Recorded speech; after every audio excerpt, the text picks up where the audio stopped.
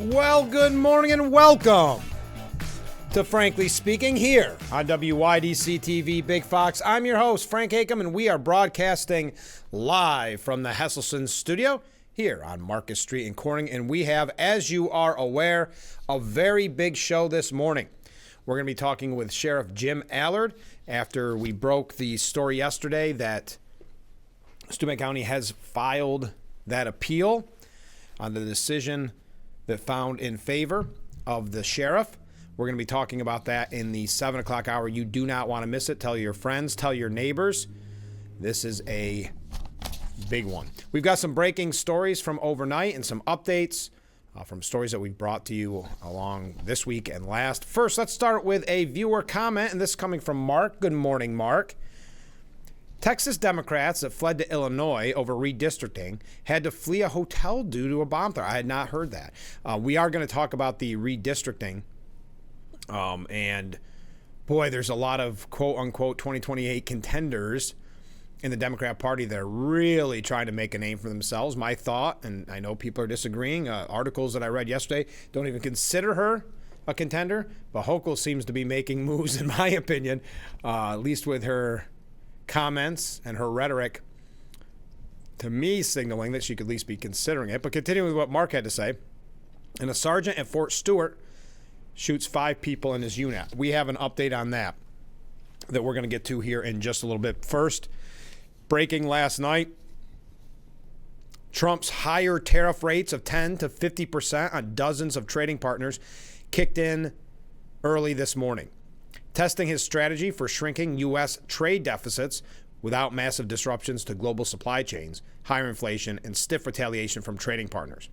U.S. Customs and Border Protection Agency began collecting the higher tariffs at 12:01 a.m.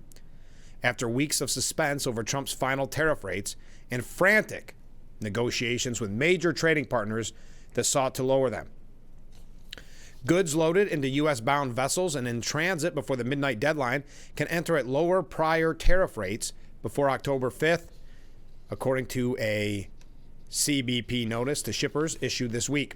Imports from many countries have previously been subject to a baseline 10% import duty after Trump paused higher rates announced in early April. But since then, Trump has frequently modified his tariff plan, slapping some countries with much higher rates, including 50% for Brazil, 39% from Switzerland, 35% from Canada, and 25% from India. He announced a separate 25% tariff on Indian goods on Wednesday to be imposed in 21 days over the South Asian country's purchase of Russian oil. Trump heralded the billions of dollars that will flow into the United States, largely from countries that he said has taken advantage of the U.S., taking to Truth Social. President Trump said yesterday, the only thing that can stop America's greatness would be a radical left court that wants to see our country fail. So that breaking last night, we also learned that Trump announced 100% tariffs on semiconductors made outside the United States. We'll be putting a tariff, approximately 100%, on chips and semiconductors. Ooh. Now, we're going to tell you how that ties in with the announcement from Apple CEO Tim Cook, a major announcement that broke yesterday. But Trump said if you're building in the U.S., there's no charge. Even though you're building and you're not producing yet in terms of big numbers of jobs and all the things that you're building. If you're building, there will be no charge. So 100% tariffs on all chips and semiconductors coming into the United States. But if you've made a commitment to build, or if you're in the process of building, as many are, there is no tariffs. Now, John Lott had a piece on this, and we're just kicking off with tariffs. We're not going to, I know it's a little wonky, but definitely important to highlight. Now, John Lott Jr., in full disclosure, I interviewed him numerous times back in my radio days. He is very much a leading expert on gun rights. But he weighed in on tariffs, and he said economists across the political spectrum predicted that President Trump's trade negotiations would end in disaster. Now that his August 1st deadline has passed without the sky falling, and with multiple advantageous deals completed, it's time to seriously reevaluate the flawed arguments the experts made against his strategy. Many, it turns out, made basic errors in economic reasoning. On the left, Nobel laureate and Columbia professor Joseph Stiglitz declared in January that Trump's policy was, quote, very bad for America and for the world, end quote, while University of Michigan economist Justin Wolfers called it impressively destructive. On the right, prominent free market advocates like George Mason's Donald Bardou also voiced strong opposition. Yet the arguments against tariffs revealed a fundamental misunderstanding. They decried tariffs as uniquely harmful while ignoring that the same logic applies to all taxes. Take the common critique that tariffs, as a tax on trade, reduce trade overall. Phil Gramm and Larry Summers, one conservative, one liberal, jointly argue that tariffs distort domestic production by pushing resources towards less efficient uses. They warn tariffs would slow economic growth. That's true. But every tax, including sales tax and income tax, discourages trade, distorts production, and reduces growth. Sales tax lowers consumption. Income taxes discourages work. Corporate taxes deter investment. All taxes distort the economy. Tariffs are no exception. Another frequent claim is that tariffs hurt consumers. Again, true, just as all taxes do. I thought this was a unique way to look at it. And that's one thing that John Lott Jr. definitely offers, a unique look at things. Logically, opposing tariffs simply because they raise prices and reduce growth means we should oppose all taxes. But unless we abolish government spending, which stands at $7 trillion this year, we need taxes of some kind. That's why economists usually argue for minimizing the total economic damage that all taxes cause across the board. Distortions increase as tax rates do. Before Trump's policies, the average U.S. tariff rate stood at just 2.5%, tiny compared to the 43.4% average top personal income tax rate, including federal and state taxes, or the 27.5% average total corporate tax rate. If we understand a tariff as a tax like any other, higher tariffs could in fact reduce the overall economic burden on American individuals and companies, and an outcome that Trump has often touted as his ultimate goal. It's unclear whether a 15% tariff is optimal, but it seems apparent now that a 2.5% rate was way too low. Economists also missed how negotiation tactics work. Trump began with aggressive tariff threats, horrifying many economists, but the results speak for themselves. The United States has secured deals that dramatically opened foreign markets representing 55% of global GDP. Even critics have had to acknowledge the shift. Quote, to avoid worst of Trump tariffs, the European Union accepted a lopsided deal, the Washington Post conceded, while the London-based Financial Times described how the EU succumbed to Trump's tariff steamrollers. Under the new deal, U.S. goods in Vietnam will now be taxed, while Vietnamese exports will face a 20% U.S. tariff, the South China Morning Post explained, in coverage that described optimism regarding the agreement. So while the United States is imposing higher tariffs on many imports, other countries lowered or removed their tariffs on American goods and dropped many of their non-tariff barriers as well. These are significant wins that economists failed to anticipate, and that few thought remotely possible even 6 months ago. Experts also ignored yet another of Trump's reasons for increasing tariffs. As a means of providing for national defense and global freedom of the seas, costs that Americans have borne for a century. Ideally, other countries would help pay for these efforts. How about they just send us a check for the share of benefits that they are receiving? But since that's not about to happen, tariffs may be the only viable alternative. Trump's trade policies defied economists' dire predictions, delivering substantial gains and opening foreign markets to American exports without tanking the U.S. economy. If tariffs can help lower more damaging taxes while advancing strategic national interests, they deserve a more honest and nuanced evaluation. At the very least, economists should have the guts to admit they were wrong and take a hard look at their conventional wisdom. That's John Lott Jr., and I thought it was a great way to cap that tariff discussion off. But did you see the major story? I noticed that the media has been relatively absent in highlighting this, but it actually has a local connection as well. President Trump and Apple's CEO, Tim Cook, announced that the tech giant is investing $600 billion in America over the next 4 years. That's up $100 billion from Apple's initial investment announcement. Trump revealed the major investment while flanked by Cook, Treasury Secretary Scott Bessent, and Commerce Secretary Howard Lutnick in the Oval Office. Trump saying this is the largest investment Apple has ever made in America and anywhere else. He added that the company is, quote, coming home. Now, I mentioned, how does this have a local connection? Well, Trump said as part of the investment, Apple is implementing a massive manufacturing program that will invest in assembly lines throughout America, and the investment stands to create over 20,000 new jobs for Americans. And, I quote, many thousands more at the Apple suppliers, like Corning, Broadcom, Texas Instruments, and Samsung, end quote. Now, I'm sorry, there's a little fly in here. If you see me acting weird, I'm waiting for it to hit me here. Many thousands more at jobs, that is, at Apple suppliers like Corning, leading with Corning. Now, Apple is working with Corning to build the world's largest smart glass production line in Harrisburg, Kentucky. Apple is also set to construct a 250,000 square foot facility in Houston for server manufacturing and invest billions of dollars to construct data centers across the country, from North Carolina to Iowa to Oregon, Trump touted. Cook said that soon all iPhones and Apple Watches sold around the globe will be made with glass from the Kentucky production line. In fact, Cook presented Trump with a gift made from the glass at the Kentucky factory, etched with Trump's name. Apple American Manufacturing Program is what they're calling it, and Cook's signature stands on a 24-karat gold base. So there we are. Cook saying, I'm glad to be here with you today, and I'm very proud to say that today we're committing an additional $100 billion to the United States, bringing our total U.S. investment to $600 billion over the next 4 years. As part of this, we're launching Apple's American Manufacturing Program. In addition to the American Manufacturing Program, we're also significantly growing our investments in AI, including expanding data center capacity in North Carolina, in Nevada, in Iowa, in Arizona, and Oregon. Now, of course, you could not expect that investment in New York, not even considered in real discussions because of the unfriendly business climate, of course.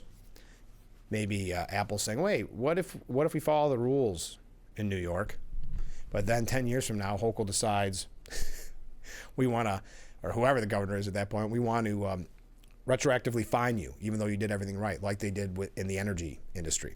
So still good news for Corning, though, which obviously is good news overall for our area. And Tim Cook and Apple, $600 billion investment in America. All right, when we come back, we are just going to talk quickly about the Fort Stewart shooting.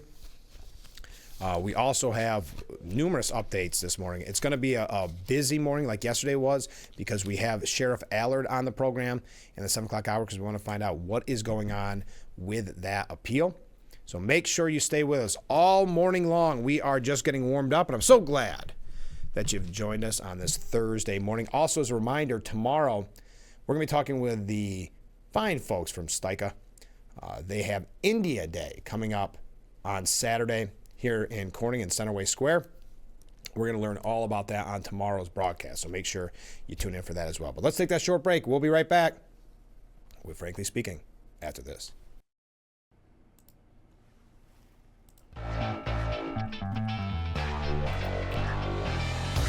The Frankly Speaking Roof Cam, brought to you by Boss Security in Horseheads.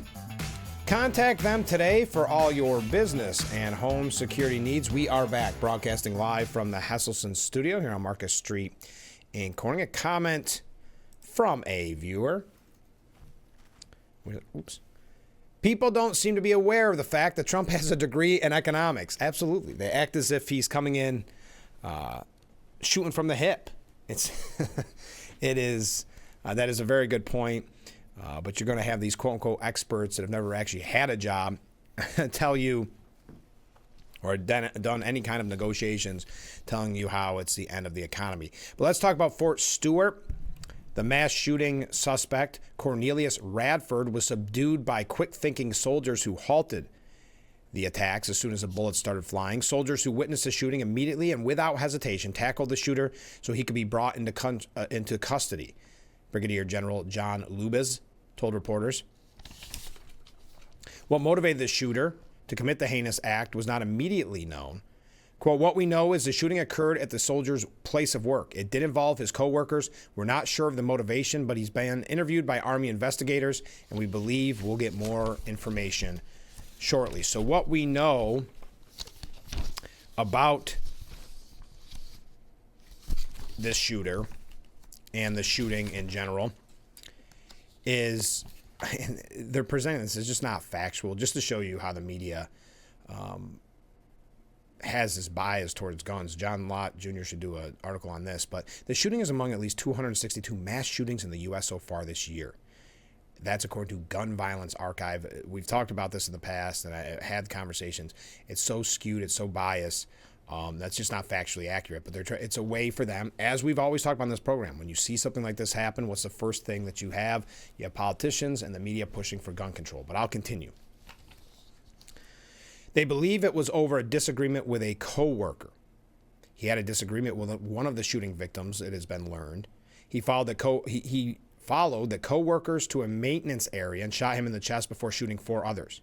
Now, what the disagreement was about, it is unknown. Other soldiers prevented further casualties by tackling him, as I mentioned. Now, the suspect's father, Eddie Radford, told the New York Times that he hadn't noticed any unusual behavior by his son recently and didn't know what might have motivated the shooting. He said his son had complained to the family about racism at Fort Stewart and had been seeking a transfer. Fort Stewart declined to comment on the racism allegation and whether Radford had requested a transfer. Quote, the circumstances that led to the events today are currently under investigation, they said. Now, previously, for whatever this is worth, the suspect had a previous DUI arrest. He joined the Army in 2018 as an automated logistical specialist and was assigned to the 2nd Brigade Combat Team. His role involved handling supplies and warehouse operations. He had not been deployed to a combat zone and had no known behavioral incidents in his military record. However, the general acknowledged that Radford had been arrested for driving under the influence in May, an arrest that his chain of command was unaware of prior to the shooting. The DUI arrest, quote, was unknown to his chain of command until the event occurred, and we started looking into law enforcement databases. Now, he did use his personal handgun, not a military weapon, in the shooting. The firearm was a 9mm Glock that the suspect bought in Florida in May. The gun was recovered at the scene. Authorities are unsure how Radford got the gun through the base's high security before carrying out the shooting in his place of work. At our gates, we have armed guards and protective equipment. We're going to have to determine how he was able to get a handgun to his place of duty. Carrying personal firearms on base is typically prohibited by military regulations. As I mentioned, it was at the shooter's place of work, and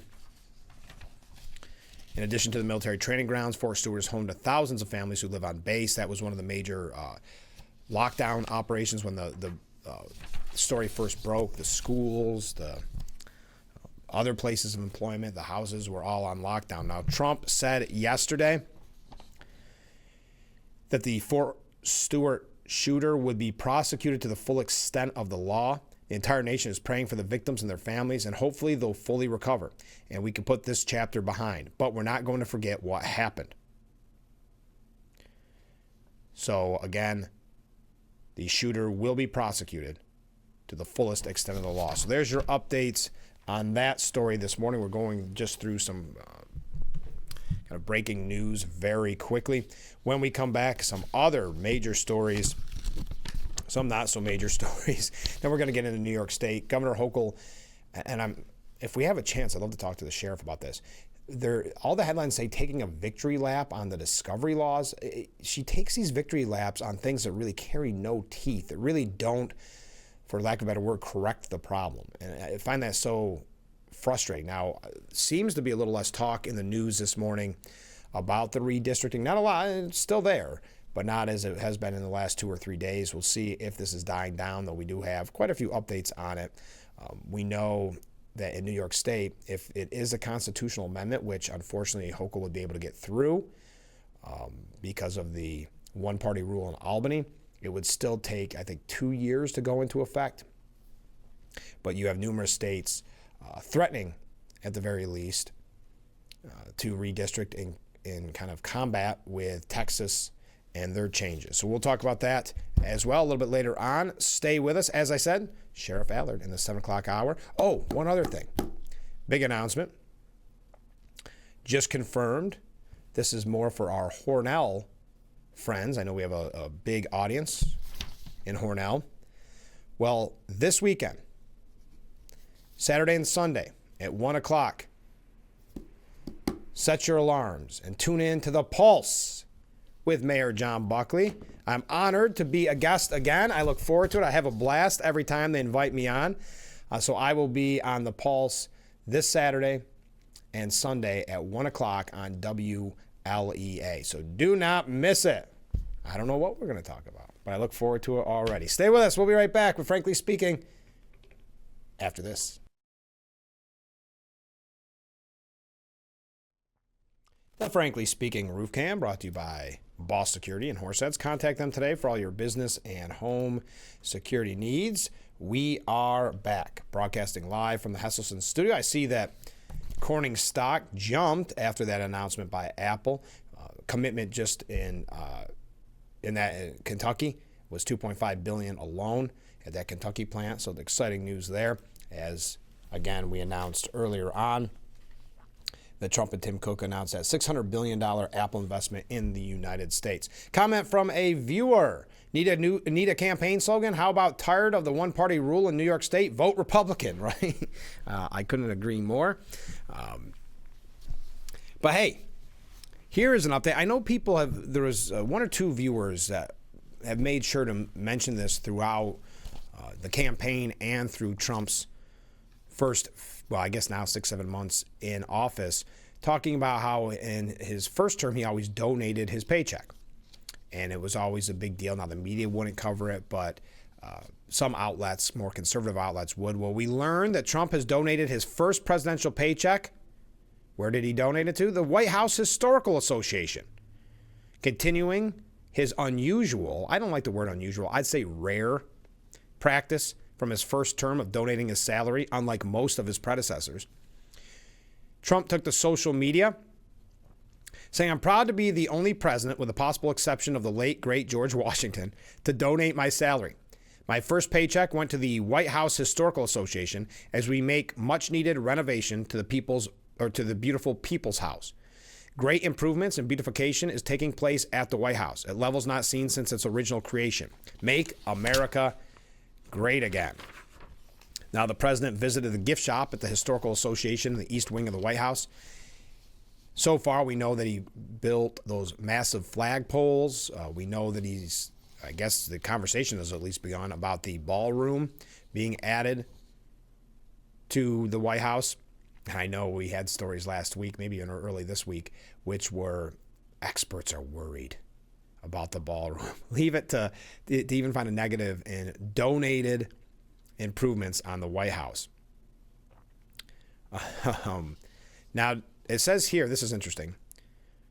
Department of Health and Human Services Secretary Robert F. Kennedy Jr., who has visited the White House since he was a little boy when his uncle John F. Kennedy was president and his father Robert F. Kennedy was the nation's attorney general, said last week that Trump's renovation to the White House had beautified the complex to its greatest degree yet. UPI reported in 1962 that Robert Kennedy Jr.'s uncle, JFK, donated his salary to charity. I've been coming to this building for 65 years, and I have to say that it has never looked better. I've spent some time in the Oval Office, which really has, it's been transformed. He compared old photographs from when he visited the Oval Office as a child with the grandeur of the sacred office today. I was looking at a picture of the Oval Office the other day when I was there. When I was a kid with my uncle. And you know, it's always extraordinary to go into that sacred space. But I have to say that it looked kind of drab in the pictures. And they're black and white pictures, but it looked drab. And it looks the opposite of drab today. Kennedy also emphasized the beauty expressed in architecture and decoration evaluates the human spirit. I would even say elevates the human spirit. And this building of all buildings should look beautiful. And under our stewardship, your stewardship, it looks extraordinary today. All right, so that's an update. I know people have talked about this on the program in the past. Okay, this is being reported by numerous outlets that the top Kremlin aide, this coming specifically from CNN, but I also have one here from The Sun, that a top Kremlin aide says that an agreement has been reached for a Trump-Putin meeting and that it is coming in days. They're already working on preparations. It's difficult to say how long these preparations will take, but the goal is for the meeting to take place next week. On yesterday, Trump said there was a good chance that the two leaders could meet very soon to discuss a potential end to the war in Ukraine. There was also rumors and speculation that Zelensky may be in attendance. That's a very important may. The White House said that Russia expressed a desire to meet Trump in a historic summit for Ukraine peace talks. He is set to meet his Russian counterpart if it means an end to the war. He said there's a good chance a meeting could take place soon. There could also be a summit between the pair and Ukraine's boss, Zelensky. Trump discussed a potential meeting with Putin during a call with Zelensky and other European leaders. So this will be interesting. When we find out more, we will let you know. Now, Trump had that deadline of 10 to 12 days, which is set to expire on Friday. We know that Putin greeted U.S. Special Envoy Steve Witkoff yesterday as they held crunch talks over Ukraine. The president said Russia poses an extraordinary threat to U.S. national security. He is poised to slap crippling sanctions on a number of countries which continue to buy oil off of Russia. So there is your update, a major breaking story. We'll keep you up to date when new information unfolds. Okay. Let me look at the time here. We got a couple things I will run through quickly because in the next segment and basically the second half of this hour, I want to talk about New York State issues. So quick, remember Butch Wilmore? He was stranded in space for 286 days because Joe Biden did not want to be seen working with Elon Musk to bring him and Suni Williams back.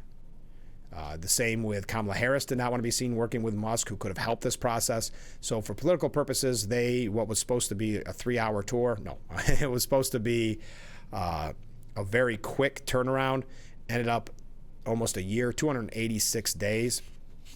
Remember all the videos, all their celebrations.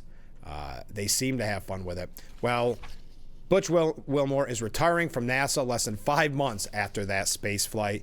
I hardly blame him. Happy retirement.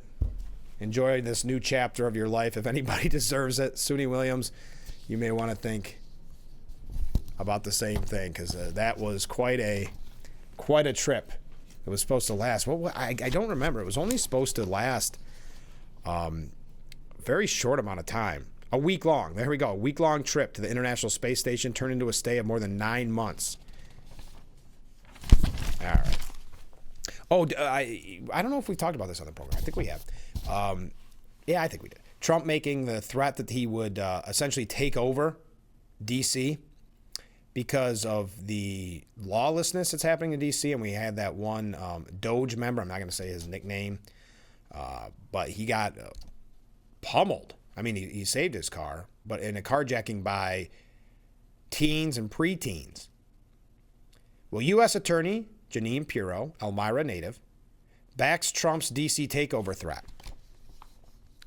He says that juvenile delinquents should not be coddled in these cities run by Democrats.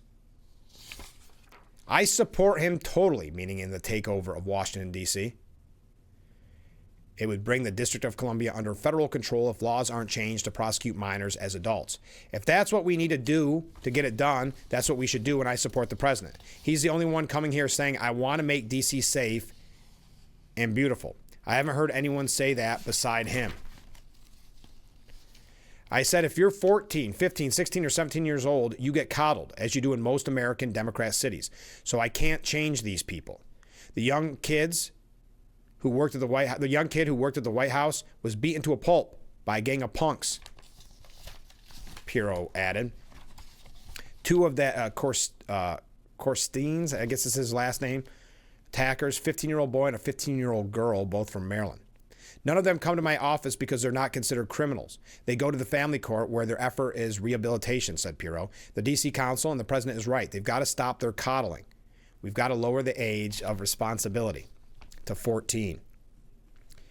If you think these kids need to be coddled and they need to be hugged, they need to have consequences. They need to understand that enough is enough. If you tell me I can't prosecute a 17-year-old for carjacking, then you don't know what you're talking about. Because the truth is that you don't give me that power and you want to send them to some arts and crafts program, then you're out of your mind. Yeah, that sounds like Judge Jeanine, U.S. Attorney Jeanine Pirro. Glad that she's in that position as well.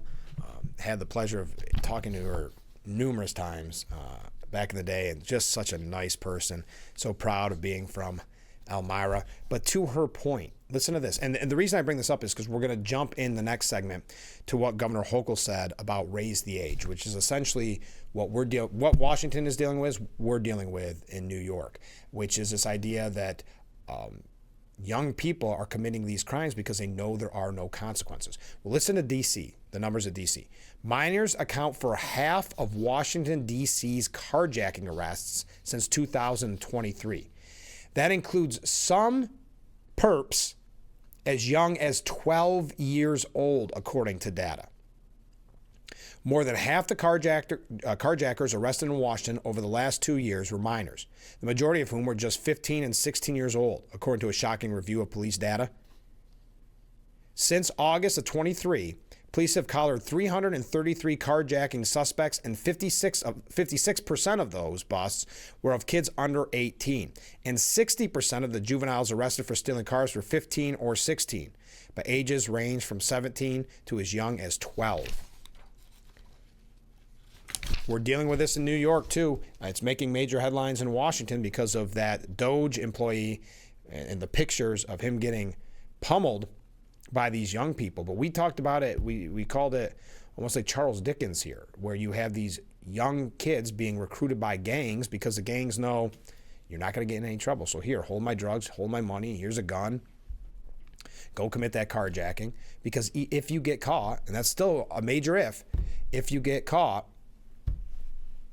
it's not even a slap on the wrist. It's nothing, like Judge Janine said. It is essentially, here's an arts and crafts program. All right, we're going to talk about how this relates to New York with Kathy Hochul taking some type of victory lap yesterday. I don't know. But we'll know together when we come back. Stay with us. This is Frankly Speaking. And brought to you by Boss Security in Horseheads. Contact them today for all your business and home security needs. We are back broadcasting live from the Hesselson studio here on Marcus Street in Corning. Don't forget, Sheriff Allard will be joining us in the 7 o'clock hour. We're going to talk to him about that story we broke yesterday, which is Steuben County has decided to appeal the decision that found in favor of Sheriff Allard. You're saying, wait, wasn't this months ago? Yes. We thought it finally died down, that they finally decided, now, let's not waste any more taxpayers' dollars. That turns out not to be the case. So we're going to talk to him about that. Comment from a viewer: this is silly, but my feelings about Putin. Putin, you stink. Thank you. I like it. I don't think it's silly. I think it's great. All right. Kathy Hochul, according to, who was this? I think it might have been Spectrum News, saying Hochul takes one more discovery victory lap as she indicates openness to further criminal justice tweaks. I don't know how you can take a victory lap over this, but changes to New York's criminal evidence discovery rules go into effect this week, according to Hochul, while signaling she's willing to look at controversial raise the age reforms next. Well, you have to look into raise the age reforms. Look at what happened in Albany on July 4th. The destruction by these young people that get, that there's no consequences, to Judge Janine's point, the coddling. The Democrats may not look to pick a fight on raise the age, which upped the age of adult criminal responsibility from 16 to 18. So 17, 17 and below, no real charges. But a lot of people are saying there's something more, I guess, nefarious here, because she's up for re-election, of course, in 2026. So she wants to present herself as tough on crime, and she knows that Lee Zeldin hit her perfectly on public safety and her lack of interest, apparently, in public safety. So she's looking to create a narrative that's not true, but that's never stopped her before, pushing this idea that she's tough on crime. Following a bruising battle with lawmakers on changes to laws that govern evidence sharing requirements in criminal cases, Hochul said the tweaks, which go into effect today, are meant to stop cases from being dismissed on technicalities because of reforms that then Governor Andrew Cuomo and the state legislature pushed through in 2019. Quote, the whole case they built to show society that there will be justice for victims is turned upside down on its head. And there was no justice for victims. So my goal is to stop this, said Governor Hochul. The 5 New York City District Attorneys, Alvin Bragg, we know that name, Darcel Clark, Eric Gonzalez, Melinda Katz, and Michael McMahon, allied with Hochul in pushing for the changes. Law enforcement officials had some Democrat politicians are now calling for changes to raise the age. Quote, if there's conversations about raise the age, the legislative session is a time to do that. And I would certainly entertain conversations on every topic related to criminal justice, Hochul said. I'm sure you would with the re-election coming up. Raise the age was signed into law by Cuomo in 2017 and directs 16 and 17-year-old offenders to have their cases heard by family court judges, even in serious felonies such as murder. The reforms were meant to set up youth offenders with resources to try to stop them from becoming repeat offenders, something Hochul has said is an area that should be addressed. The money that was allocated for programs as alternatives has not gotten out fast enough. It's always money. You ever notice that? Hochul's facing calls to take on the issue, especially after 10 people were shot, including one killed, during multiple volleys of gunfire, and a house was razed with a flare gun following a fireworks display near the state capitol on July 4th. So somehow taking a victory lap on this, tomorrow we'll finally lift the burden that has been on our justice system. Oh, she also admitted yesterday, how am I doing on time? Oh, I'm doing fine. She also admitted yesterday that New York won't meet the climate law deadline. And they also believe this is a little bit in interest to her re-election bid. She released the long-awaited state energy plan last month, mapping out where New York stands on making its economy greener, admitting projections underlined in the 2019 climate law likely won't be reality anytime soon. New York One spoke to critics on both sides of the aisle who argue Hochul might be interested in delaying controversial and likely very expensive regulations until, guess what, after her re-election bid. So when she says this about raise the age and wants to present herself as tough on crime and really standing for public safety, when she delays this, some of these energy proposals that will cost you a fortune, she's not doing it because she actually wants to delay it for good, for the right reasons, or she wants to raise the age for the right reasons. She's doing it because she's worried about her re-election next year. She's worried about Elise Stefanik. She's made that clear with her kind of petty attacks on Stefanik.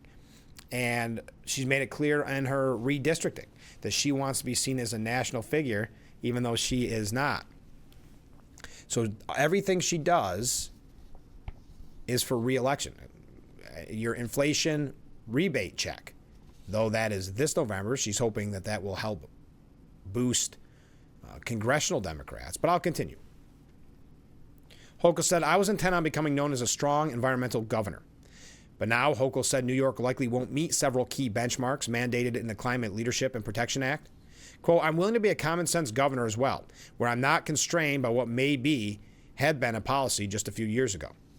I also cannot ignore the fact that the disruptions in our economy that have occurred since the law went into place, but also since we even supported this, that need to be examined in terms of what is happening to people's pocketbooks right now. Oh, now you care? Thank you. I also have to moderate and make sure that I'm not doing something that's going to drive up costs for consumers. And the data shows that this time it would. It has been, not would, it has been. Look at what, when NYSEG has proposed another increase after the last major increase. Yes, you can be mad at NYSEG if you want. But the fact of the matter is, this cost is because of the upgrades to the grids and the laws and rules and regulations that Governor Hochul has forced in with one-party rule for this pie-in-the-sky idea of these certain anecdotal benchmarks, arbitrary benchmarks, that are for no other reason than to virtue signal, essentially. Cameron McDonald for Government Justice Center said what is not being discussed that has come out is that we need dispatchable emissions-free resources to make up for the things like the times when the sun's not shining and the wind is not blowing. Gas infrastructure is the main driver of rare increases that New Yorkers are seeing across the state, along with a main driver of climate change. So we need the governor to provide certainty and provide regulations, Liz Moran said from Earth Justice. Now, climate justice groups are suing Hochul. Earth Justice's attorneys are representing the groups in the case, arguing she's violating state law that says New York must drastically revamp where it gets energy and reduce emissions.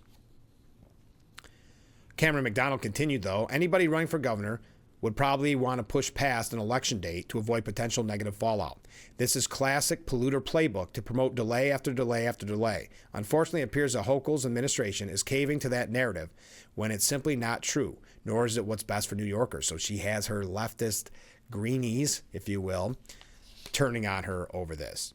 Now, the move is reminiscent of Hochul's congestion pricing pause ahead of the 2024 midterm primary. Now, Hochul said, "No, when I say a pause is not permanent. Nothing is permanent." All right, there you are. I know I'm running late, but no, I'm running late. Stay with us. We'll be right back with Frankly Speaking here on WYDC TV. Big Fox, we will be right back. Security in Horseheads. Contact them today for all your business and home security needs. We are back broadcasting live from the Hesselson studio here on Market Street in Corning. Let's go to viewer comments, and we got a lot of them here. Regarding the carjackings, those over 18 years old who were involved in mentoring these criminals who are under 18 should be held accountable and face the same punishment as those under age 18 would receive if they were considered an adult. That's a good point. That may be one way to tweak it. How is raising the age for being prosecuted as an adult addressing the issue of young criminals? Unless I've missed the point, I don't get it, but I must have missed something. No, what it means is if I understand what you're saying, where there may be some confusion, it raised the age so you weren't going to be prosecuted until, well, really probably get any kind of punishment until you were 18. By changing it, I guess I don't understand the confusion necessarily. I do, but it's hard to word that it doesn't address. It actually does the opposite. So when they originally forced it through with the one-party rule, they weren't doing it to help address the issue of young people getting arrested. They were doing it, well, to virtue signal, but they were doing it to, again, as Albany does, coddle the criminals. And so, as Judge Janine said, basically put them in an arts and crafts program instead of punishing them and teaching them the lesson that crime doesn't pay. So I hope that kind of clarifies it. But when they say tweak, raise the age, they're just talking about that specific bill. I know it's kind of a weird name for it, but it was raise the age to 18 to really get punished. So it doesn't address young people being involved in these crimes, if that helps. Good morning, Frank. Well, hey, good morning. So I understand Hochul's reimagining Albany with a $400 million investment in the capital for us. Isn't she wonderful? Yes, isn't that a great use of our taxpayer dollars? Make sure that all the politicians in Albany have it really good in Albany. Never mind where that $400 million investment, quote-unquote investment, could go. Comment from a different viewer. Good morning, Frank. Well, good morning. Summers are short, and you've been working hard. Well, thank you. Take a day off and go to Saratoga.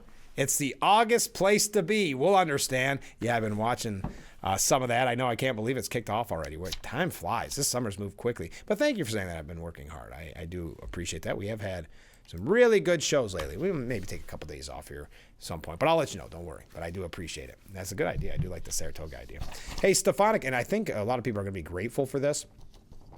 Elise Stefanik, as well as our Congressman, Nick Langworthy, have partnered up and sent a letter to the Canadian Prime Minister, because one of the big topics that you've probably had in regular everyday conversations has been, man, this smoke in the air from the Canada wildfires are killing me. My eyes are itchy, my nose is running, et cetera, to add on top of people already dealing with allergies.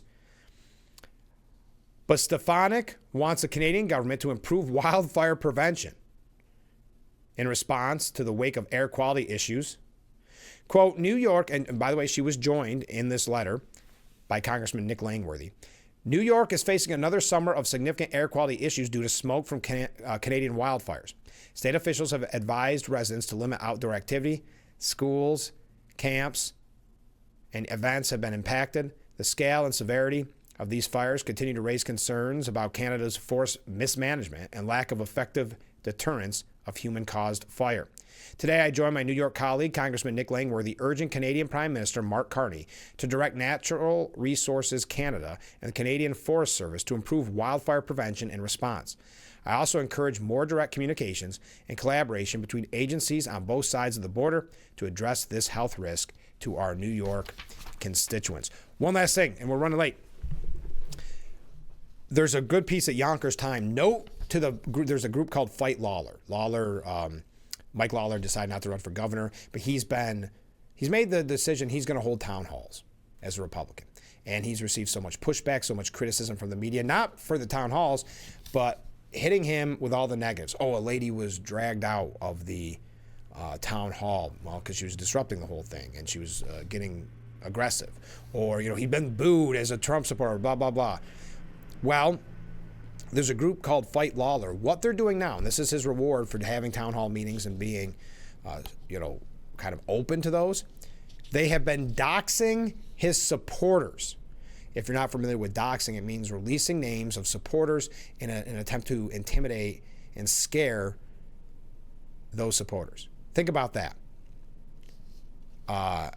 So what this opinion piece said, doxing his supporters doesn't help your cause. Yeah, the common person that just supports Lawler, they're trying to oust their name. I'll wrap up with this. I repeat that I've said to many of my progressive friends who, like me, live in New York 17th. The nasty attacks against Lawler do not help achieve your goal of defeating Lawler next year. And just opposing anything Trump or anything Lawler does isn't going to work again. Certainly doxing a school teacher and police officer for wanting to say thanks for the SALT deductions, quadrupling, will have the opposite effect. That's what you get. All right, a couple updates on redistricting when we come back, but we are out of time almost for this hour, so stay with us. We'll be right back.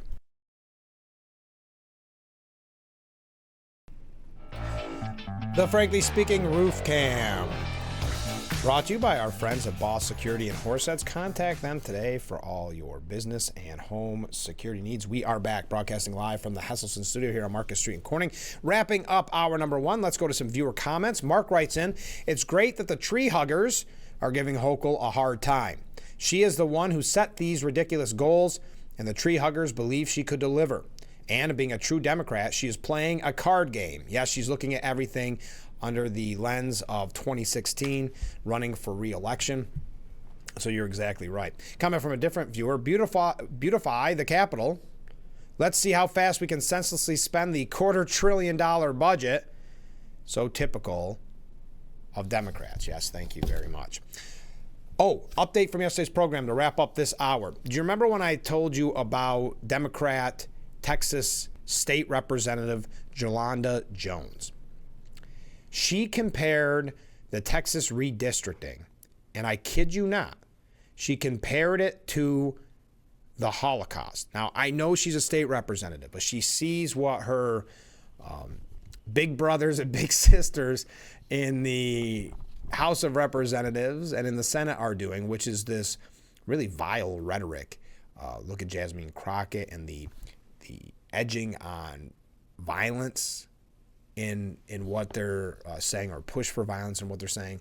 So she was trying to kind of do what she's learned from Washington, which is go the most extreme, just like we saw with the One Big Beautiful Bill, right? The One Big Beautiful Bill was going to end Medicare, Social Security, people were going to die, et cetera, kids were going to starve. So she went she went to where she thought those in Washington would go, comparing it to the Holocaust. She has since apologized. She is one of the Democrats that left the state.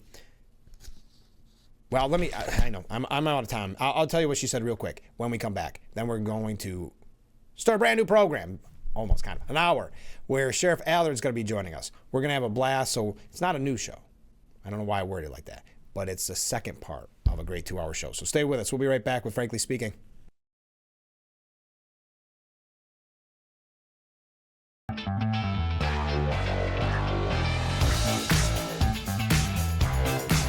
It's hour number 2 of Frankly Speaking, as we broadcast live from the Hesselson studio here on Market Street in Corning.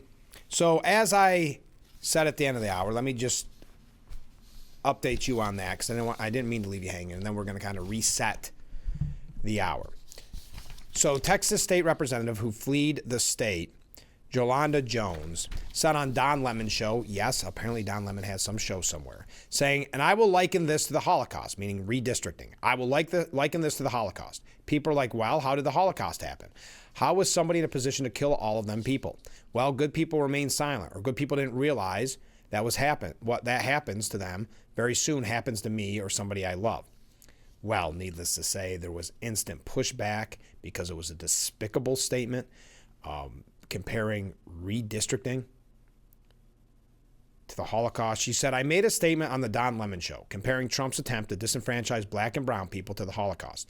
That was a mistake, and I apologize for it. Trump is coming from my community, and I get emotional about it and make strong statements. But that was going too far, and I retract that comparison. I would hope. It should have never, that you could even jump to that. I thought it was really interesting because by the way, J.D. Pritzker is like the front runner in 2028 now because he's holding on. No, well, that's not the right word. He's protecting. He's a safe haven for these fleeing Texas Democrats, even though his state is notorious. Even Stephen Colbert not realizing probably what he was doing, showing some of the redistrict congressional lines in Illinois. They're laughable. They're gerrymandering at its purest definition. And they saw no irony in that he is protecting the people that apparently are running from gerrymandering. Democrat Representative Lloyd Doggett from Texas said, we just heard this afternoon, for example, that the governor of Missouri is calling a special session next month. Targeted is a great member of Congress, Representative Emanuel Cleaver in Kansas City. And they may try to come and split up Kansas City and connect it to red Republican areas, just like they once did to my district here in Austin. And it's really important that the people of Missouri respond, people of Indiana, of Kentucky, of one state after another. And in those states where Democrats have some control of the government in Maryland and Washington state, there may be some others. They need to look at this because it can't be fair in one state with total outrageous conduct in another to protect Donald Trump. Interesting to see them tie themselves into a knot to suggest, oh yeah, this is horrible what they're doing in Texas. We're going to do it. Texas Attorney General Ken Paxton has opened an investigation into potential unlawful activity undertaken by former Representative Beto O'Rourke. Remember that name? He has a political group that is helping state Democrat lawmakers stay away from the Capitol amid a Republican-led effort to redraw congressional maps. Paxton is probing whether Powered by People, a political action committee founded by O'Rourke in 2019, may have violated bribery and other state laws by bankrolling the more than 50 Texas House Democrats who have stalled a special legislative session by fleeing the state. Paxton said any Democrat coward breaking the law by taking a Beto bribe will be held accountable. Texas cannot be bought. I look forward to thoroughly reviewing all the documents and communications obtained throughout this investigation. These jet-setting runaways have already lost public trust by abandoning our state, and Texans deserve to know if they received illegal bribes to do it. Now, O'Rourke's group, which reported to have $3.5 million in cash at the end of June, has reportedly covered airfare, lodging, and other logistical expenses the absent state representatives have incurred. Well, there you are. Beto O'Rourke was also grilled by CNN hosts over helping the Democrat lawmakers flee Texas. This was on CNN of all places. During the interview, CNN anchor Pamela Brown pointed out that O'Rourke's group spent more than $500,000 in 2021 to help Democrats flee the state to break quorum during a similar protest. She said, we could see a similar scenario this time around. Is it worth it? Absolutely, O'Rourke said. If we fail, the consideration of authoritarian power in America will be nearly unstoppable. Brown challenged O'Rourke on whether the funds might be better spent aiding vulnerable Texans instead. We've seen it in the past. They flee, but they have to come back, right? You can't just stay out in perpetuity, and the governor can continue to call these special sessions. Do you think the money could be better spent helping those folks you mentioned? O'Rourke defended the Democrats, saying, I actually believe that they can stay out long enough to stop this steal in Texas. He also praised Gavin Newsom for threatening to pursue similar redistricting tactics. We have to stop their power grab. We have to win power, and then we have to use it to provide a check on Donald Trump. Brown referenced O'Rourke calling on Democrats to fight fire with fire, and pointed to Vice President J.D. Vance's recent meeting with Indiana Governor Mike Braun, saying, "Where does this end?" O'Rourke says it ends with Democrats winning power. "I think for far too long, my party has been more concerned with being right and coloring within the lines than they've cared about being in power, while the other side only cares about power regardless of what is right, what is ethical, or what is legal even. So we've got to take the gloves off and we've got to fight them. We've got to seize the initiative and stop waiting for these would-be fascists to land the punch and throw our fist and throw it harder." Okay. Some rhetoric there coming from Beto O'Rourke. Definitely fighting words. Yeah, there's one thing with the lawfare against Donald Trump. You guys definitely were fighting fair. But O'Rourke, who's maybe trying to run again in 2028, maybe you have Gavin Newsom, we know is most likely going to run in 2028, Governor Hochul. But according to The Hill, it's Pritzker's party. Yeah, Illinois Governor J.B. Pritzker. He went after Democrats in April, saying the do-nothing political types. He used very borderline violent rhetoric against the president. Now he's protecting the runaway Democrats from Texas. So they're suggesting because of this, he may be the favorite for 2028. It says the governor's strategy isn't entirely altruistic. Most polls and prediction markets rank him in the bottom tier of 2028 presidential contenders at around 2% support. He chose the right issue. Democrat voters are incensed at Republicans' nakedly partisan scheme to protect their fragile House majority by upending the once-in-a-decade redistricting schedule. When GOP leaders in Florida and Missouri suggest they could soon join Texas in mid-decade redistricting. Anyway.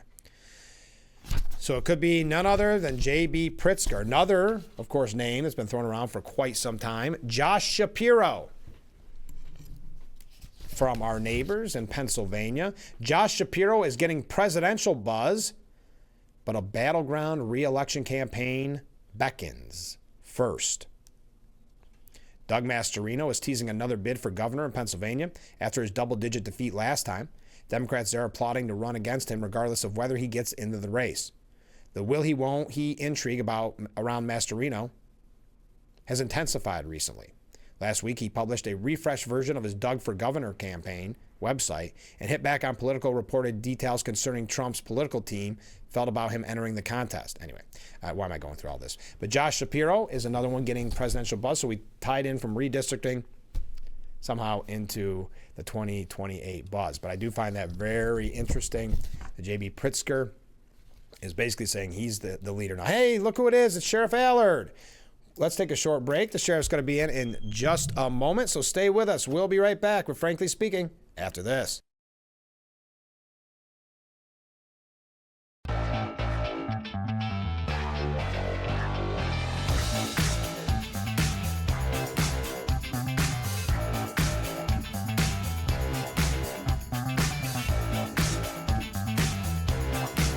The Frankly Speaking Roof Cam, brought to you by Boss Security and Horseheads. Contact them today for all your business and home security needs. We are back, broadcasting live from the Hesselson studio. And in that studio, we have Sheriff Jim Allard. Good morning. A viewer says good morning and welcome. Well, good morning. It's a beautiful day in Steuben County, Frank. Is it? Thanks for having me. All right. It still is. It is always. So yesterday we had a story, the breaking story. I've yet to hear anywhere else.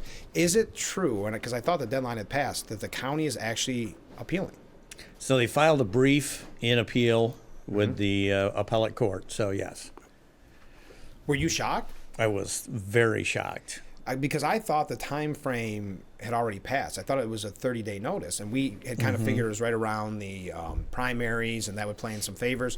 So I thought it was a done deal. I did too, but apparently not. Apparently not. Just change the rules. So what is their intention? I know we talked about this last time, and people keep asking me you're just appealing the decision that found completely in favor of you? They just want a rewording?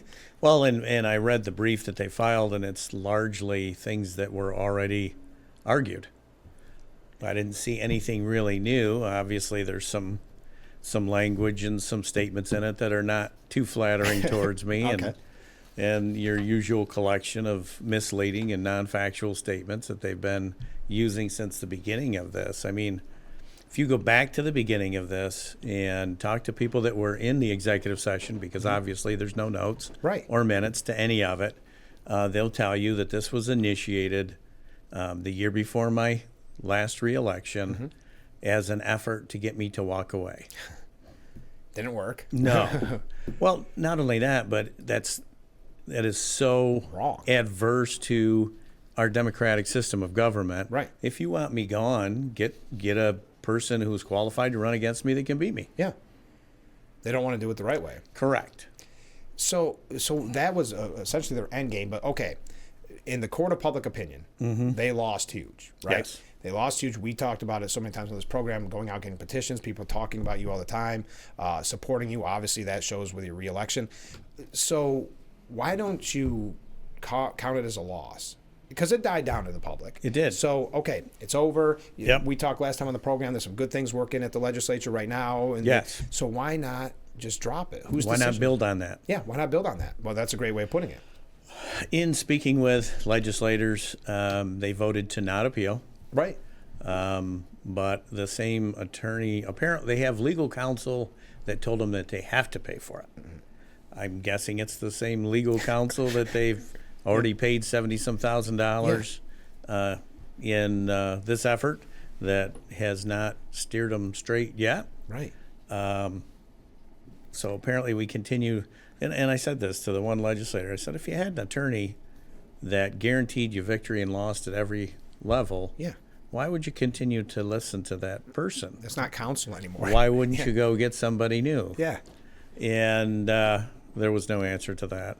But you know, it's disheartening in that it's just one more spiteful action, completely political. It's really opened my eyes to the seamy side of local politics. Isn't it funny? It's I've never tried to be engaged in the political end of things. I've never endorsed anyone. I don't do that. I'm a professional police administrator. That's what I am. And to deal with this and have it consume the last 2 years of my professional life and personal life. I mean, as I told you before, my family bears the brunt of this also. Yeah. And to see the willingness to do this because they're under the belief that, and it's completely mischaracterized, it's, oh, this person or that person was named in the suit. Well, it's not a lawsuit. No. It's an Article 78 injunction that says you operated improperly, you can't do that.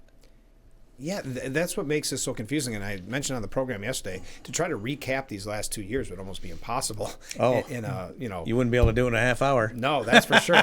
That's for sure. But I think it gets confusing. But what's interesting about the story in and of itself, just at face value, it's so wrong.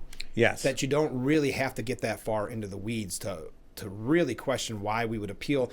I had mentioned on the program yesterday, I didn't have the most recent numbers, but when I reported with you in December, in December, it was already over $200,000 spent by taxpayers. Yes. So that number has only not only grown, but going to continue to grow. Yes, it's up over $250,000 now. Yeah. For what? I mean, I don't know. I don't put you on the spot, but what is that $250,000 got us as the taxpayers? Nothing. Yeah. Nothing. And what it has done is brought to light a method of operation which is done for power and for political ends, and the taxpayers' money is seen as playthings. Yeah. They've proven that. Yeah. So, I was asked the other day if there's been any consequences to the actions of the county government. And I said, yeah, you see it in the elections this year. When have we ever had primaries for legislators? And, when have people become this involved and paid this much attention to what the legislature and the county government is doing? Yeah. The comptroller was just in and told them, you've got too much money. The business of government is not to make a profit. Exactly. And if they do, then they owe the money back to the taxpayers. And, they tout it our county government touts it as great fiscal management. And if you want to look at, that was one of the, if you recall back at the beginning of this, we're fiduciary, we're protecting our constituents from the great liability that the sheriff's bringing. In this entire time, in the last 2 years, there's been one settlement because of actions of the sheriff's office for $25,000. Okay. And we're over. The county has had settlements for departments that report directly to county management in excess of $600,000 in that same time. So if we're truly being fiduciary responsible folks, let's look at where the settlements are coming out of. Yeah. Because it's not here. No. So, I mean, that whole argument is just so baseless. Yeah. It's ridiculous on its face. Well, there seems to be a lot of baseless arguments. There are. The whole way down the line. I never once in this journey, for lack of a better word, have I ever thought, well, this one makes sense, right? Or this little bit here. Oh, I can see that. Yeah. I've never once. I will say maybe the one silver lining, if you can get any silver lining from this, is that people are paying attention. Yes. Because on this program, the first time we kicked off the show, it was we've got to know who we're voting for locally. Because they're the ones that directly affect your day-to-day life. Yeah, absolutely. And there's something about, and I've talked about this with numerous people, there's something about the Steuben County legislature, it's not all of them, but they almost consider themselves Congress, right? They're above it all. It's a really weird... Did you read the minutes from the last legislative meeting where they discussed I did read some of the them, type of government that we have versus in the overwhelming... One of the quotes was, we would lose power. Yeah. Bing, bing, bing.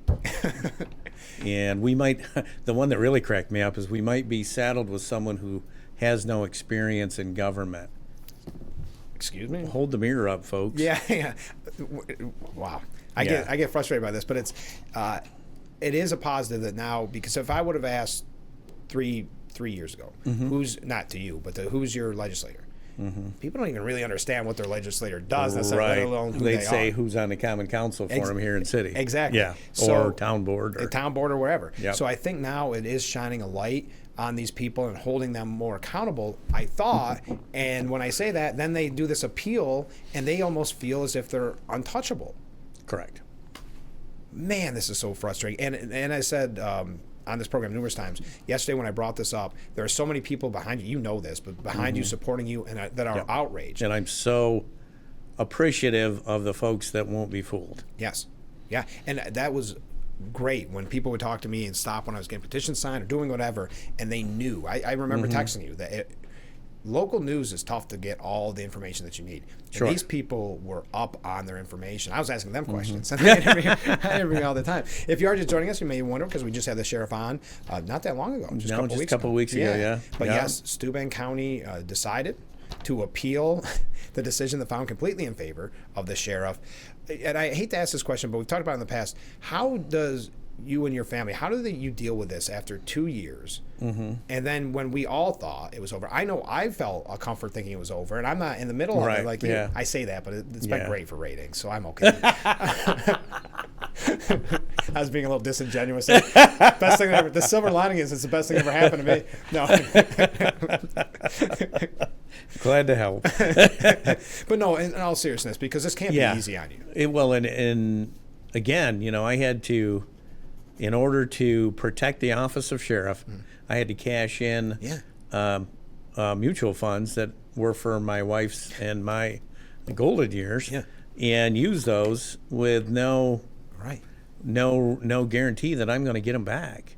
And the more I look at this, and I talked to a county attorney from another county outside of Steuben, and he said the county should be paying you back for that. It was done in the performance of your duties. Right. And because isn't that what the argument is on the other side? That that's what I always found confusing. What's good for the goose is good for the gander, right? One would think. Yeah. Except as of now, right? Nothing is. The gander's the one that we're attacking. Yes. But so it's been financially straining. Yeah. And my wife, God bless her. Yeah. She has been at my side as a partner through all of this. My kids, and my mother-in-law, as you well know. So it's been amazing to see that support. Yes. But again, they don't need that stress in their life, because And again, we go back to the statement that one of the legislators told me from executive session, if we do this, he'll walk away. Yeah. That's what it all goes back to. Everything It's else scary. is a smokescreen. Yeah. Everything else is just a big trying to justify these bad actions. Excuse me. Yeah. And, go back to it. It was completely political. Completely political. And that's, the judge saw it. Yeah. What happened to the legislators is they were in this little contained environment of executive session Exactly. where things were said that couldn't be repeated in public. No, and shouldn't be said It should never have been said behind closed doors, but there was no other opinion. Yeah. I was never allowed in once. I was allowed in once, and pretty soon I was never allowed in again. But there was one message, one group that was spearheading this, that was insidiously, he did this / he did this / with no ability for me to defend myself at most points. Right. And pretty soon it's death by 1,000 cuts because, if you're in a closed container and people keep saying that Frank Ancombe, he's no darn good. Well, I like happens Frank all the time. I like Frank. He's a good guy. No, you don't know him like I know him. He's gonna ruin us, and he's gonna Pretty soon people go, well, maybe there's something to it. Yeah. In that closed container. Now, when it hits the public, and the public goes, what are they, a bunch of morons? Yeah, exactly. Yeah. And that's why the appeal vote surprised me that so many people were still supportive of the appeal, even though it failed ultimately. That shocked me. Yeah. Because I don't like getting egg on my face over and over and over again. Well, see, it's a power struggle too. Yeah, it is. And we're never going to admit we're wrong. Right. I've never filed a suit against the county. No. I have no desire to sue the county. Right. I would rather they do the moral and ethical thing and make me financially whole. But, We're going to talk about that when we come back. Holy moly. It turns out we have to take breaks. No way. I got lost in this You conversation. got to pay the bills. Exactly. So stay with us. We got a lot more to talk about with this. When we return, we will be right back. Brought to you by Boss Security and Horseheads. Contact them today for all your business and home security needs. We are back broadcasting live from the Hesselson studio. In that studio, we have Sheriff Jim Allard. We're going to go through some questions and we're going to get right back into this story, but they're all obviously relevant. Good morning. Is it Republican or Democrats pursuing this lawsuit, or different wording, or maybe a Democrat in Republican clothing? No, it's a Republican. Yeah. That's the one thing. It's actually neither Democrat. We have two Democrats on the legislature, and they're both here from the city. Hilda Lando, Joe Tobia, they both voted against the appeal. Yeah, they've been supportive. This is so wrong. This is a different voter. This is so wrong and a colossal waste of taxpayer dollars and time, not to mention the undue damage and stress on the sheriff and his family and the staff. They're relentless, insatiable ankle biters, and this needs to cease. We need to understand and see this for what it is, power and control. That's it. Yeah. Frankly, some people call me frankly, we need a list of legislators' names who are behind the appeal in the original law. So the original sue I don't have handy, but I will right now if you don't mind. I hate to take this time up, but I'll read. The county lawmakers who voted to appeal the ruling are Scott Van Etten, Brian Shue, Bob Nichols, James Cool, Wendy Lozo, Gary Swackhammer, Fred Potter, and Mike Hanna. The county lawmakers who voted against the appeal are Kelly Fitzpatrick, who we're having her on next week. Good. Paul Van Cassel, right? Van Cassel, yeah. Hilda Lando, Carol Ferratella, Jeff Horton, Shannon Lodson, William Thew, Joe Tobia, and Nick Pellin, who we just mentioned. So there is that for that quick update. Comment from a different viewer. Message for Sheriff Allard. The smoke will clear, chin up, don't cave. When Stefanik is governor, things will look much better. I like that. I like that too. For what that's worth. Okay, so let's get right back into it. You mentioned, actually, we got this comment yesterday when I first broke the story. So let's read this comment. Could you ask Sheriff Allard how best we can assist in helping this and his situation? This really is bothersome to me, and it should bother everyone who favors law enforcement. We all know that there's abuse in the system and every other system, so we take the necessary steps to correct them. But this is overreach by design, and it needs to end. Absolutely. How can we help you? Contact your legislator. Perfect. If you go to the county website, it has a list of all the legislators and their phone numbers. Contact your legislators, and voice your displeasure. Contact the county management and voice your displeasure over this. Again, someone had to approve this payment. Yeah, simple as that. But what's so frustrating is we don't get all the information we need. We just get just enough. Isn't that what it seems like? Because well, and you're not getting accurate information. Well, if that's you true. look at the previous press releases, they were very misleading and very non-factual. So that seems to be what you get. That's why at every point in this, I've posted the court documents Yes. online. Read for yourself. Don't take my word for it. Read for yourself. Yeah. Yeah. And I've got some bedtime reading here. Yeah. All 31 pages. Yes. Yeah. So this person raises a good question, but I think in a different way. Can the residents of Steuben County sue the people responsible for this appeal, waste of taxpayers' dollars, or possibly at least get them impeached? Well, I think there was, you got to pay attention to the vote. You got to pay. There were some opportunities. Be active. Yeah, be active, get involved. But what about you? How you mentioned how much this is costing you? What's the future hold for you? It's out of your pocketbook. Those are some difficult decisions that my wife and I are going to have to make together. Yeah. I remember. I would hope at the end of this that the county does the right thing and realizes their responsibility ethically, morally, and I don't want to fiscally. point to their track record, but okay. Well, I'm an optimist. You are an optimist. I am. When the appeal, or when it first came out, that you were completely vindicated, that it, and really, I would recommend people read that. It's very strongly worded. Very strongly worded. I remember you came in and I kind of said, "Here's a victory lap," or joke, something like that, and you had a very good and I think a very poignant comment. You're like, "I'm not happy. I don't want to be here. This was all a waste of time. This was a waste of money." This should never have happened. Yeah. At the beginning of this, I requested from the county when they first started this attack on me. I said, "Please assign a conflict attorney." Because I knew that outside eyes would go, whoa, whoa, whoa. Yeah. What are we doing here? Yeah, come on. This is stupid. That was denied. And that was not, well, that was not the outcome that was being looked for by the folks that were spearheading this. Right. They found what they wanted and they worked their way to it. Yes. And that's, oh my gosh. Yes. And I was going to cost them millions. I was going to bankrupt the county. Yeah. If you recall. Yeah, I do recall. That was the whole conversation. Well, and we talked about this yesterday on the program.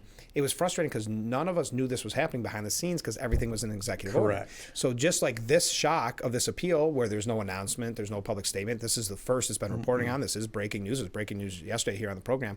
We found out the day it happened, or maybe even the next day when it was reported on, and we were outraged as voters, as constituents, people that overwhelmingly voted for you. We're in a fog, not knowing any of the information except for what they put out. And they haven't put any out. No, not in this case. But originally they had a couple statements. Yeah, that went relatively poorly. Well, and again, it's this assumption that the voters can be misled as easily as people contained in an executive session can be misled. Right. It doesn't work that way. No. Our voters are very, very educated and very knowledgeable of what's going on. So you can't BS them. No, you can't. And that's what's, again, so refreshing that people have stayed up on this, the overwhelming support that you've received on this program, and people wanting to know. And this is what's so frustrating about this. A couple months ago, people were saying, well, finally it's over, or there's no updates. I thought it was over. Me too. I did. And, I got to say that I thought we were working very well with the legislature. You said it last program, 2 weeks, 2 weeks ago. Yeah. I saw a change in the way that they were, the respect that they were delivering. And I thought, well, this is good. We've turned a corner and we're functional again. Yeah. Boy, here we are. And then we start, I don't even say you start from scratch. It's almost worse. It is. Yeah. It is. It's just insulting, and to have for 2 years for you to do this. Just completely wasteful. At the end of the day, it's like you said, they're not looking at this as taxpayer dollars. No. Nope. It's some ego trip or some pettiness that they're saying, we're willing to spend my money, your money, everybody in Steuben County watching this program, your money, because of they want a rewording. Apparently, right. What was this? And I'll tell you, that was strong language. You read that, and they're not going to backtrack and say, "I guess it was done in good faith." They're not saying that. So we're just completely wasting money. We can't name certain names, but you just want to say who's got their ear to suggest that was ever. I don't know. But no, we're not getting in any kind of trouble. I don't want to be called into court or something. No, I don't either. Well, too late for you. Yeah. Yeah. So when you, at the end of the day, what do you take away from all of this when when you have to look at this for the last 2 years and you know you've got to start this all over and fight again, what did you think yesterday when you heard the news? Obviously, I was angry. Yeah. Initially, Yeah. betrayed. But so I'm goofy. I look at it as an opportunity to continue to clean up county government. Yeah. Because if you'll notice, since this started, they had a class from the Committee on Open Government Yes. on when, if you'll notice, there's more public debate, less executive session over the last few months. If you notice also, there's been some changes at the administrative level in county government, and I think you'll continue to see a cleaning up. And again, it's not that difficult to comply with the transparency rules. Yeah. It's really quite easy. Yeah. And my goal is that when I leave, I already know that the sheriff's office is better off now than when I took it. And but now it's become, the county government has to be better. Yes. By the time I leave, it's going to be better than it is now. Yeah. And it's going to be more transparent, and it's going to be more responsive to the people. Again, government's not supposed to make a profit. Exactly. If they are, then they've got too much taxpayer money. Yeah. And if you've got too much taxpayer money, why? What are you looking to do with that? I mean, all of these questions need to be asked by constituents, not just me. Right. Well, and that's, again, people that didn't know their legislator before. Now you know.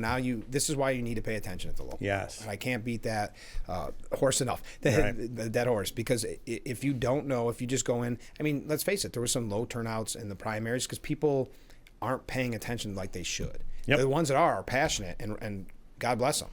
But there's more that need to realize, wow, so we're at $250,000 for nothing, and that's $250,000 today, and that appeal just, now it starts a whole new process. Right. There's people getting rich off of this for, at the end of the day, no Well, in reward. every loss, I'm going to say every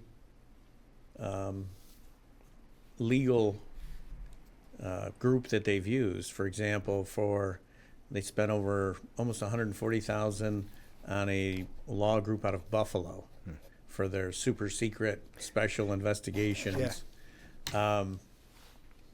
That's money you're paying that person 2 hours travel time at their rate to come here, and you're telling me that there's no attorneys local Kind of insulting, that really. are in the next door. We've got 6 contiguous counties.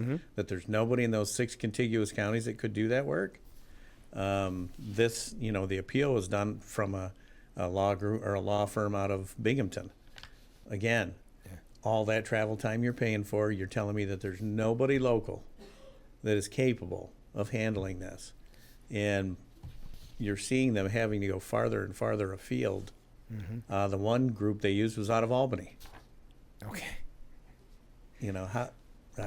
That's what gets so frustrating. Obviously, with this show, I'm never a loss for words, but very often I have to be careful in this conversation because you do get angry. You do. You do get frustrated, and also you just don't know, in my opinion, the right thing to say because it gets you so worked up. Because I thought it was over. I was glad. I was relieved when 30-some days that we.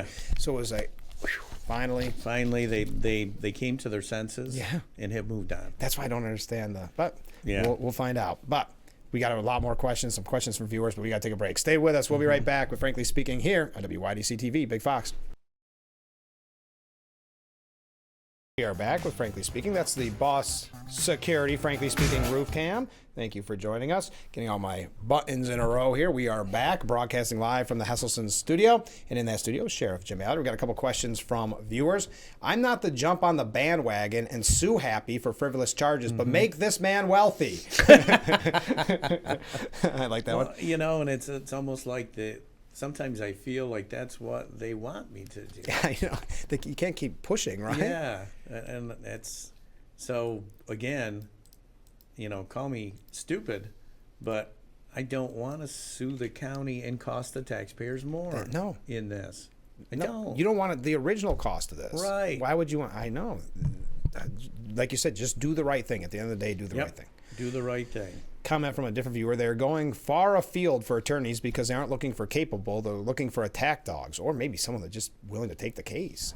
I mean, that's probably, well, whatever you think about that, I don't know about the attorneys involved, so I don't want to name names or anything like that, but there may be a reason why they have to go far away. All right, final one of this comment before we move on. I do have a couple of last second questions on this, but good morning. I have said it before and I will say it again. I've known many of our sheriffs, and without a doubt, the man sitting in front of you, Sheriff Allard, is by far the best and has done the most positive things for Steuben County. Isn't that nice? It's very nice. I appreciate that. So I think the big question, we've talked about you and your family, how have you been dealing with this, but what about morale? What's it like behind the scenes? So it's interesting because, it kind of felt like there was an attempt to drive a wedge between me and the men and women at the sheriff's office, and it actually resulted in the exact opposite. Yeah. The support of staff is overwhelming. I'm so grateful for the men and women that work at the sheriff's office and their unwavering support. And some of them have been attacked as collateral damage in this. And all that's done is harden their resolve also for justice. So, our culture and our core values, when I first became sheriff, I instilled our core values of professionalism, integrity, leadership, and service. We maintain those core values, and we continue to move forward with them. And I can't emphasize enough how grateful I am for the support of the men and women and how they have centered behind this need for justice. That's great. And you can see how something like that builds a bond. It does. It had probably had the unintended consequences. Bond. Yeah, right. Exactly. I don't think there's probably an answer to this, but is there a time frame that you know of, any kind of? No. So we're going to be talking about this next month? Haven't. Yeah, I haven't sat down with my attorney yet to see. No, it's too new. Yeah. Did you get a chance to talk to your attorney? What was Just had a brief couple text messages back and forth. I think she was as shocked by this as the rest of us were. Unbelievable. All right, let's talk about something else. Everybody's mad at me right now because they all want to know about the garden, not about this. Yeah. The real breaking story. How's the garden going? The garden is doing phenomenal. Actually, we did an employee appreciation meal yesterday where Captain Mills and I cooked pancake sausage and eggs for all the employees, and some of the legislators dropped by because I invited them, of course, and Hilda was there, and Hilda has been instrumental in us moving half of our produce to the food pantry. Oh, that's great. And so she was out walking through the garden with the correction officers that are in charge of it, and I think the comment was, we're going to be swimming in tomatoes in another 2 weeks. Really? So it's been a good year for gardens. It's been a good year, yeah. And then again, as I told you last time, we added the orchard. Yeah, how's that going? That's going great. Yeah. Everything's made it through the first year. Not a lot of fruit yet, but I think that it's going to be a bonanza in a couple years. But then we added berries too. I don't know if I told you that. Yeah. Well, I think I read it in the newsletter. We don't have our grapes yet, though. No. I'm working on that. What about the people that are in the jail? How has this been for them? Because it's got to be nice to have almost that to look forward to. You work on your garden, then you get to reap the benefits, right? Right. Reap the rewards. Yeah. They were making refrigerator pickles last week, serving with when they always have hot dogs one day for the inmates, and they got the refrigerator pickles with them, and they were gobbling them. Oh, yeah. They were loving them. Oh, of course. So it's in the folks that learn how to work a garden, how to be food self-sufficient. Yeah. I mean, that's the initial purpose of it. Of course. And so I asked one of them, I says, on a hot day, I said, you still want to be out here doing this? Yeah. And they're like, it's still better than a day inside. I'm sure. That's what I mean. And you get to go out in the summer. Yeah. You get to have the fun of gardening because it is fun. Get a little sun, a little fresh air. Yeah. I think it's a brilliant idea. All right, we got a couple comments. And see, Ithaca just started one, or Tompkins County just started one. Yeah. I'm surprised they weren't ahead of the game on that one. Well, their new jail superintendent at Tompkins County was a lieutenant for us that they poached. Oh, no. So I think she took that with her. It's a brilliant idea. Yeah. A couple of quick comments here before we take another break. Sheriff Allard, we have your back and a very positive situation in the end to show individuals how corrupt Steuben County really is. That's that viewer's opinion. Comment from a different viewer. Sounds like the voters in Steuben County should vote out the dregs on the legislature and sue them to get the tax dollars they've wasted on this, we'll say baloney, back. And finally, it's not all about the sheriff, because how about this one? Frank, love the show. There we go. There you go. I wrote that one. We'll be right back with Frank. No, it was thank you to the viewer who sent that in. We'll be right back with Frankly Speaking. Roof Cam brought to you by Boss Security and Horsets. Contact them today for all your business and home security needs. We are back broadcasting live from the Hesselson studio. In that studio, Sheriff Jim Allard. A couple questions from viewers. Why doesn't Sheriff Allard get a lawyer paid by the county? Well, it's interesting. For the past 3 years, I've put in a budget line for legal representation, and every year it's been taken out of the budget. There you go. Frank, please repeat legislators' names behind the appeal prior to signing off for the day. We can do that right now. Grab your pen and paper. So, again, this is with the appeal. The county lawmakers who voted to appeal the ruling were as follows: Scott Van Etten, Brian Shue, Bob Nichols, James Kuhl, Wendy Lozo, Gary Swackhammer, Fred Potter, and Mike Hanna. The county lawmakers who voted against the appeal are Kelly Fitzpatrick, Paul Van Cassel, Hilda Lando, Carol Ferratella, Jeff Horton, Shannon Logsden, William Thew, Joe Tobia, and Nick Pelham. So that's your list. We can read it again if you want, but I'm glad to be able to go through that list. Sorry, we have other things we got to get to. Hey, do you take it seriously when Hochul wants to have a conversation on raise the age? No. Yeah. Why are they saying she's taking a victory lap over the Discovery reform? They made a few changes to Discovery. Yeah, but that's like their bail reform changes. Yeah. Well, and again, she's vulnerable on the public safety side. Yeah. She knows it. Mm-hmm. Everybody knows it. Mm-hmm. So they've got, if you can't, yeah, if you don't make a substantive change, you have to at least, in their minds, I would assume, you have to at least make the appearance of a substantive change. Yeah. Yeah, that's what it is. And lessen her liability to the voters. Mm-hmm. Just like they said she's putting off some of these green energy policies because she knows the cost is going to be so much. So she admitted yesterday, we're not going to reach these goals. We've got to put things on. That's because she doesn't want that cost to hit before next year. Have you seen the omnibus bill for corrections? Yeah. That we one's talked about, but incredibly disturbing. Yeah. I read it again just the other day. But you're going to have in charge of the state committee that is in charge of rules for jails and prisons a previous convicted felon who was incarcerated. Yeah. That is going to be a person that is going to be making the rules. Sounds right. For how prisons and jails are operated. Unbelievable. That's where we're at with our state government right now. It is unbelievable. All right, we got to take our last break. Then we're wrapping up already. This went quick. So get your last minute questions in. Always we got a couple other. Fast. It does. We had plenty to talk about. Stay with us. We'll be right back. Roof Cam brought to you by Boss Security and Horsets. Contact them today for all your business and home security needs. We are back broadcasting live from the Hesselson studio, wrapping up today's edition with the Sheriff. Before we go back to the Sheriff, let me do this, Sheriff. I don't know if you saw this, but this is wonderful. The Corning Moose Lodge is going to have Ross Chastain. Oh, wow. Yeah, that's a big one. It's this Saturday from 6:30 till 7:30. You can get an autograph. You can take photos. They're also going to have food there, and their food's awesome. So, yes, it is. That's 96 Victory Highway, so I want to get that in before we went back. That's fantastic. Yeah. I met Ross at it was a traffic safety symposium. Okay. He donates a ton of time. Oh, yeah. And really goes out of his way to help places like the Moose Club. Yeah. It's really, with his fame, it's really amazing. Yeah. He's a quality individual. And I've got to say, too, the Moose Club, Moose Lodge, they do such amazing. They did so much for us at the Salvation Army. Every couple months they do that one big, and they're fun. Yep. It's not one of the fundraisers you go to where you buy a ticket. You're having a blast. Buy a ticket and go to sleep. Yeah, exactly. You're having a blast from beginning to end. Okay, I want to talk about the golf tournament. How's it going? It's going great. The 9th annual Law Enforcement Memorial Golf Tournament. Yep. I don't think it's too late to sign up. Right? Nope. All you got to do is have either an active or retired member of law enforcement on your team. And you can sponsor. Contact you do me. hold sponsors. Yep. And Phil Palmisano is going to get a hold of you, too. Okay. I talked to him about it. Good. So he's obviously wants to be a part of it. Perfect. And if you're any business or anybody in the community and wants to donate for fundraisers or raffles and things like that, let me know. You've got my number on the bottom of the screen. And this money goes to the Memorial Park that we have and our continual upgrade. I sent a video to Ask This Old House trying to get him to come help, but I haven't heard back. No. I says you could do an episode of Ask This Old Big House. Yeah. That's a great idea. That's hilarious. All right. So before we go here, I've got to show you this. I showed Joe this because it's that time of year. I got this. You could tell I talked too much about it on the show, Joe and I did, because a viewer sent this in to me. Isn't that great?